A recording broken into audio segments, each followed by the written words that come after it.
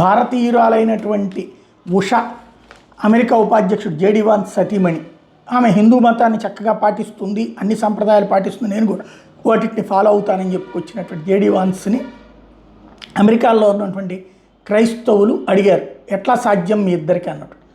ప్రస్తుతం ఆమె విశ్వాసం ఆమెది, నా విశ్వాసం నాది, మా ఇద్దరి మధ్యన ఎట్లాంటి కాంట్రడిక్షన్ లేదు, ఎవరి అభిప్రాయాలు వాళ్ళు గౌరవిస్తాం, అలాగే ఆమె నాతో పాటు చర్చికి వస్తుంది, నేను ఆమెతో పాటు గుడికి వెళ్తాను, భవిష్యత్తులో ఆమె మతం మారచ్చు, సువార్తను నేను నమ్ముతాను, క్రీస్తుని నేను నమ్ముతాను, ఆమె కూడా భవిష్యత్తులో నమ్మచ్చు, అలాగని ఆవిడ హిందుత్వ ధర్మం నాకు ఎట్లాంటి ఇబ్బంది కలిగించలేదు. ఇది జేడీ వాన్స్ స్టేట్మెంట్. అంటే మతం వాళ్ళు ఎంత సీరియస్గా తీసుకుంటారు అక్కడ.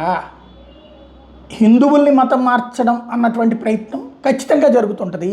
వేరే మతంలో పెళ్లి వాళ్ళని హిందువులు ఒక ముస్లింనో ఒక క్రైస్తవునో పెళ్లి చేసుకుంటే వాళ్ళని ఈ మతంలో తేవడం సాధ్యం కావట్లేదు. కానీ ఈ మతంలోనే వాళ్ళు అవతల వాళ్ళని పెళ్లి చేసుకుంటే మాత్రం అవతల మతంలోకి వెళ్తున్నారు.